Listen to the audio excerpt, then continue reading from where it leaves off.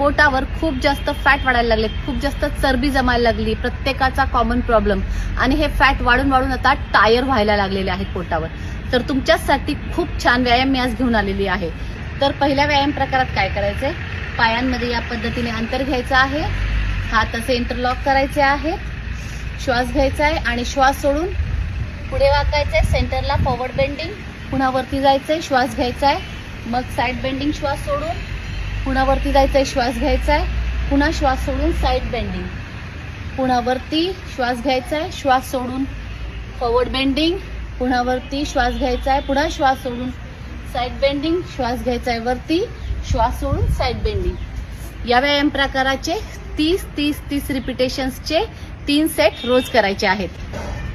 दुसरी जी एक्सरसाइज आहे त्याच्यामध्ये काय करायचं, या पद्धतीने हात इंटरलॉक करायचे, वरती घ्यायचे आणि या पद्धतीने पाम टू नी टॅप करायचे.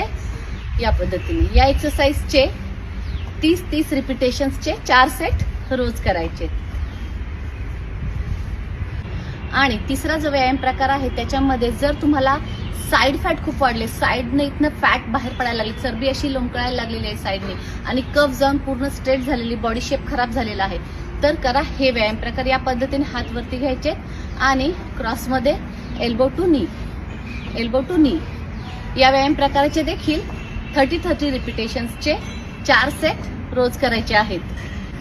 हे 3ही व्यायाम प्रकार मी माझ्या क्लासमध्ये करून घेत असते. अगदी सोपे, उड्या न मारता करता येण्यासारखे व्यायाम प्रकार आहे. जर तुम्ही कन्सिस्टंटली हे व्यायाम प्रकार रोज केले आणि बेसिक डाएट फॉलो केला तर नक्कीच तुम्हाला खूप छान रिझल्ट येईल. आणि तरीही जर तुम्हाला असं वाटत असेल की तुम्हाला प्रॉपर गायडन्सची गरज आहे तर जॉईन करा माझे ऑनलाईन फिटनेस क्लासेस.